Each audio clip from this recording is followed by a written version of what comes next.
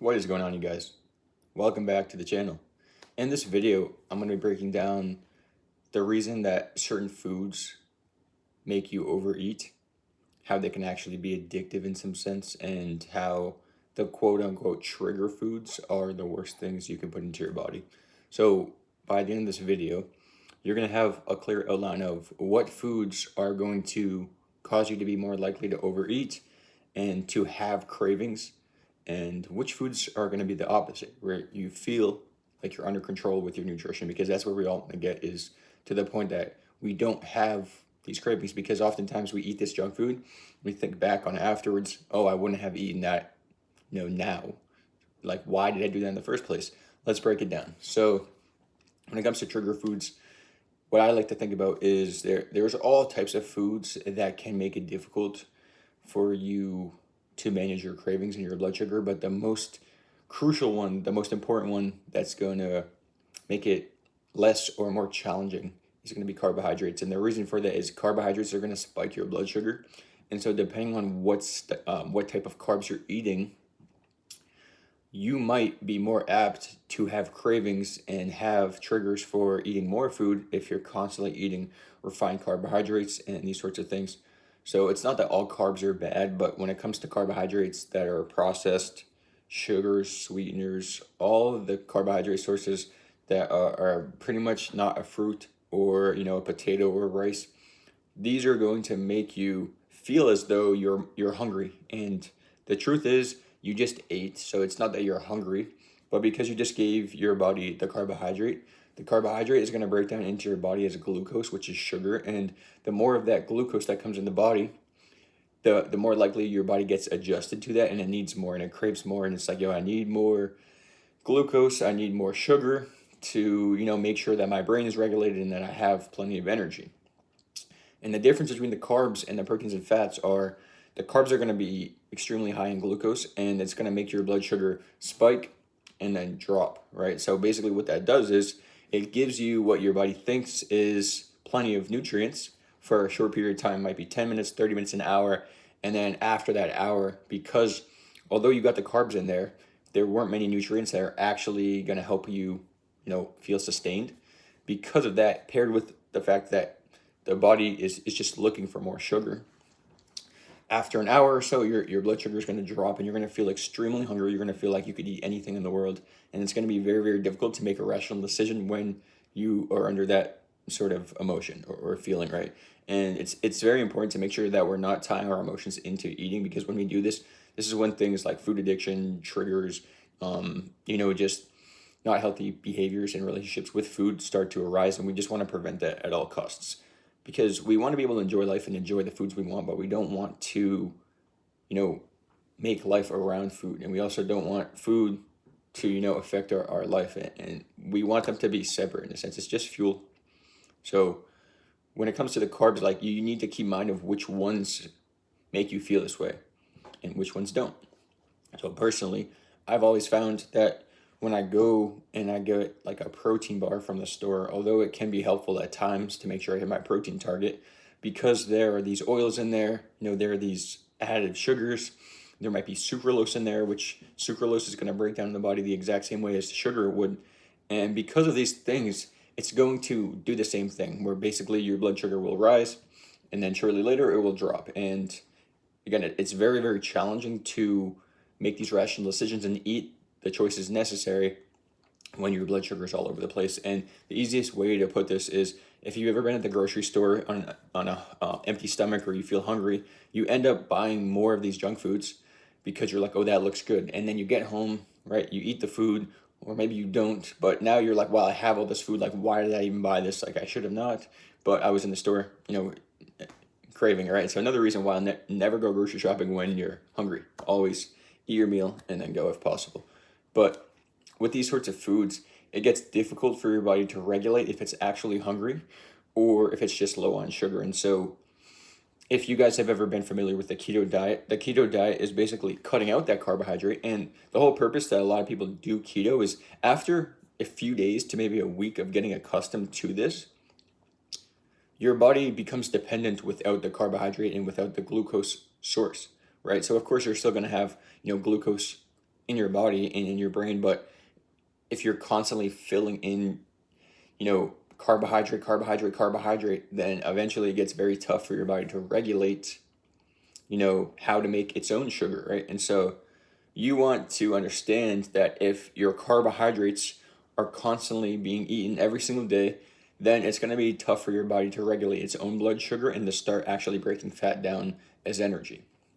And so, given that, it is much easier to prioritize the foods that don't have these high carb sources, right? So, if you can aim for a protein source, whether it be a steak, beef, chicken, fish, etc., eggs, whatever, or you could go for like a fat source, which fat source would be like an egg, or nuts, these sorts of things. These are going to give you a lot more sustained energy over the long term, and it's going to be very, very easy for you to regulate your hunger. And if you actually are hungry, or if you're just having blood sugar spikes, because the more that you lean towards these protein and these fat options, these whole food options rather than carbohydrates, especially the processed carbohydrates, the easier it's going to be able to cancel out all these cravings, and the less likely you'll have these cravings.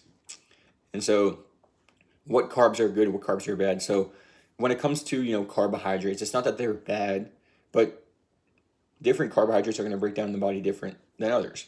So if you're doing something like a rice, potato, pasta, it's not the worst thing in the world. It's probably one of the better, higher up the totem pole items when it comes to having less likelihood that you actually have this craving and this blood sugar going all over the place, right? Now, when it comes to a carb source like sugar, candy, even something that is a protein bar that's processed, that has these oils, that has these sucralose, these sweeteners in there, the thing is, that's going to give you that temporary satisfaction, but you're not going to feel sustained from it. And because of that, we have this small window where you have tons of energy and then it drops. Now, if you eat something like that rice, that potato, that pasta, whatever, those more whole food choices, you're going to have less of that instant energy right away, but more of that, you're kind of in that point where you have a slow, gradual energy level. But the thing is, it's going to be sustained longer in the day. So you're not going to have this crash where you feel exhausted, right?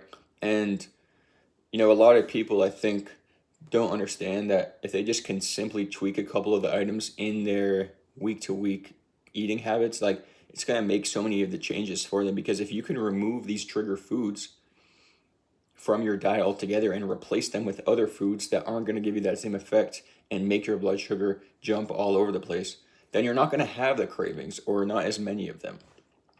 And if you're not having all these cravings, it's going to be very, very easy to follow through with eating properly, eating the way you should. And then after a few days to a week, you realize, like, wow, that wasn't that bad. I actually could have done this much sooner. And I don't recommend you go to the extreme with it. If you want to do your own thing and your own research, like, by all means, I don't recommend that you jump into ketosis, which is, under, some people say you can be in keto under 50 carbs a day. When I tried keto, I was under 20 carbs every single day, and most of those days I tried to keep it under 10 because I just wanted to make sure I was in ketosis. I wasn't actually getting my ketone levels tested, and my making sure that I was. But generally speaking, you're under 20 to 30 carbs, you're probably in ketosis, right? And so I was on that for about a month, and during that period, what basically your body is doing is it's transitioning from burning this constant stream of glucose that comes in from the carbohydrates as energy. It gets used to no more supply of that, or very little, but now it has to start creating from the own body. So if we can break down body fat and use this as fuel, that's what the body's primary fuel source will be once going into ketosis, or somewhere around that low carb diet. But the thing is, this is where it gets tricky. If you're not all the way in keto, and you're having 80 carbs a day, 100 carbs a day, you're going to be on the low carb section, right? But you're not going to be, you might be, but you probably won't be in ketosis, right? And this just means that you have the low carbs, and maybe you're close to removing all the carb source from your body, but after some time, you're pretty much just refilling the bucket every single time. And so I'm not saying do keto, do low carb. It's something you could do research into, but I think that what would make the best difference for you in terms of, being able to regulate your hormones and not feel cravings all over the place would be to just get a sense of not how many carbs, but what type of carbs. So replace, the white bread with something like a sourdough bread or a pumpernickel bread or an organic, something that is, you know, not going to break down near as much into sugar as like a white bread would, right? Because you have to realize that these white breads, they've been sitting on the shelves for so long, and because of this, they're going to have to be preserved longer, right? Now, if you get something that's going to expire, like a organic bread that only lasts a week or two, that's good because it means that it's going to typically break down in the body a little bit easier, right? And now, if you're looking at that, it could be as simple as just substituting toast for another and realizing, like, wow, this one tastes way better and I feel way better from it. My gut health feels way better, and I don't have this sugar rush, right? Another thing would be if you're eating protein bars, protein shakes, core power shakes, all these sorts of things. That is healthy, yeah, and it says maybe 0 grams of sugar on the back, but there are still ingredients in there, whether it be sucralose, whether it be some sort of other filler, that's almost a replacement for that sugar. So yes, you know, it's not, there's not sugar in there, cane sugar, but the chemicals in those ingredients are typically going to break down very similarly to how your body would break down sugar. So it doesn't always make a huge difference if, it's sugar free or not, because your body's still going to have a very similar response. And so what I recommend is just literally, bro, stop eating that garbage. Like, you can have them, but just notice that you're going to have these constant spikes of blood sugar. Like, I would literally go to the store, get a protein bar, and then like an hour later, I'd be like, I want another protein bar. And it's not that I want that protein, it's like I was craving the sugar. And it's funny, when I stepped back from that and I started like eating more of the whole foods and less of the processed foods, it became so much easier to regulate my hunger and actually determine if I was hungry or not, right? So if you're eating things like protein bars, chips, processed foods, things that are sitting on shelves for the most part, it's going to be more difficult than not to manage your blood sugar levels, your cravings, etc. So the best fit is not cutting out foods, because that's going to put you on a restrictive approach and you're going to end up bouncing back for the most part. And maybe that does more harm than good.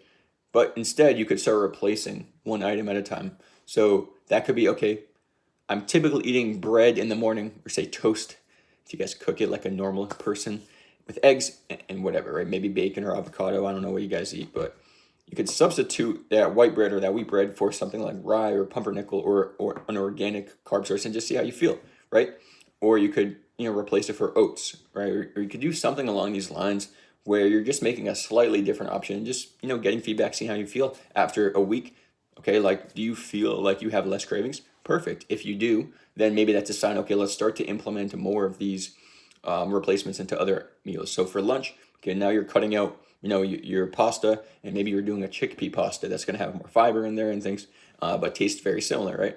And I think it's helpful just knowing that you don't always have to cut out these foods, and oftentimes you probably shouldn't. You should just instead replace them with something different, because you want to be able to enjoy the foods that you want to eat without having the restriction or the mentality of a diet, which always comes back to haunt us. So if you are thinking that maybe you have some sort of realization that you're eating a lot of carbs and you're getting a lot of cravings and you feel like you're not doing amazing with being able to control the food you're putting in your body, you need to take some time and just step away from these processed, inauthentic foods, and you need to implement organic foods. And if you take this approach from, rather than cutting and restricting yourself, you go from the bottom up, adding in more of these quality foods. By doing that, naturally, as a byproduct, these poor quality options start to fade out. And all you need is just one day of doing this to notice the benefits. One day of implementing better quality choices, and again, not cutting out, but just simply replacing these options with something better, and just see how you feel. And the easiest thing to do with this is you can, literally just plug and play, right? So like, okay, this food I didn't feel great from, I'm going to try this one instead. It's a better option. And I think it's super important to know that, because if you're constantly giving your body the sugar, whether it be from a bagel, white bread, candy itself, or even if it's just like you're eating a lot of carbs throughout the day because again, you can still be eating, you could be eating fruit all day, for example, and still be having these cravings just because the fruit breaks down the sugar as well. So you just need to implement, what you think would work best for you. And what I think has worked best for me and others is, not cutting out foods, but just adding more of the quality foods. And then as you do that more and more, you notice that you actually have less cravings for the junk food, and you can actually regulate your hormones. And after a day, 2 days, your energy levels come back, right? Like your blood sugar is on point and nice and stable, which is how we want it. And because of that, stress is more consistent. You're not spiking your stress all over the place. You're not going to be gaining and storing fat as easy as you would if you're just eating carbs all the time, right? So if you can make these couple tweaks, then you're going to get to a point where you feel like, okay, I actually don't have an issue with overeating. I just have an issue with eating the wrong quality foods, which act as trigger foods, which in a domino effect start to knock down one after another in the wrong direction. So you eat that first food of the day, boom, it doesn't give you many nutrients, it doesn't keep you sustained, and it tastes good, right? And then an hour, 2 hours goes by, you want something else again. You're hungry per se, but maybe you're not actually hungry. Maybe your body and your brain are just craving and searching for more sugar, right? So then it goes, okay, this bagel didn't fill us up, whatever. Now I'm gonna have a candy bar or a bag of chips, right? And it's this constant stream.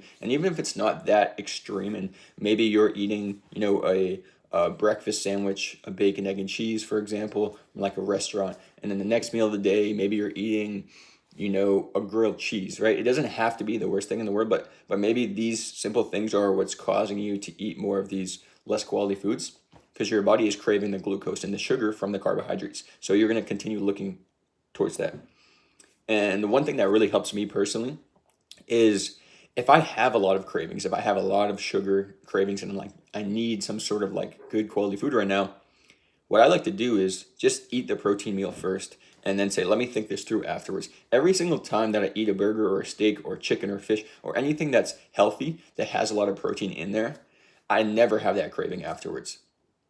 And the nice part is protein has a satiating effect on the body, right? So the more protein you give your body, the less likely you're going to have these cravings. I talked about this in a couple of recent videos, but if instead of worrying about removing all the bad, you can just focus on giving more of yourself the good, naturally the bad starts to subside, and you notice that you're losing water weight, you're getting leaner amidst all the other benefits. Because I think the most important thing when it comes to removing these inauthentic carb sources are not that you're going to look better and feel better per se. That's going to be part of it for sure. You're going to drop some water weight, you're going to get leaner, and you're just going to look a lot different. But also, your gut health is going to improve, your skin is going to improve, all these things.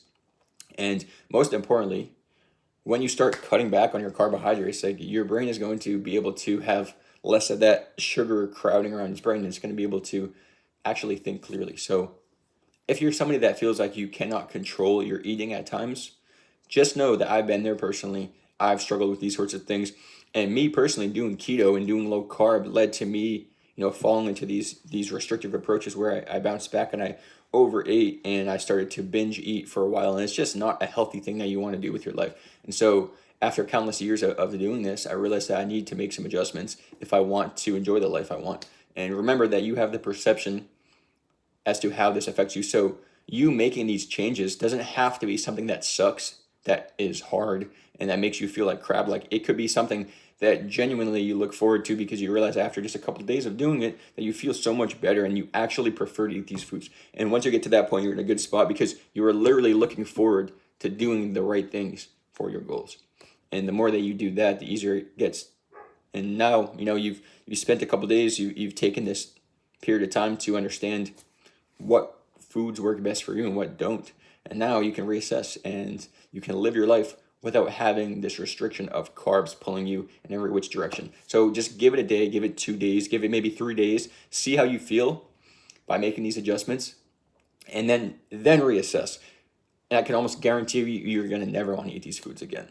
And if you do, great, but you're going to want to base your nutrition around these quality whole food options, and you're going to notice the benefits start coming faster than you could imagine. So stay tuned for the next video.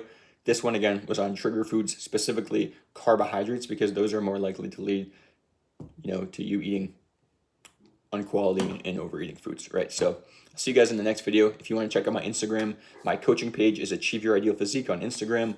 My personal also coaching page is J Stroud Fit, where I post more nutritional content, exercises, etc.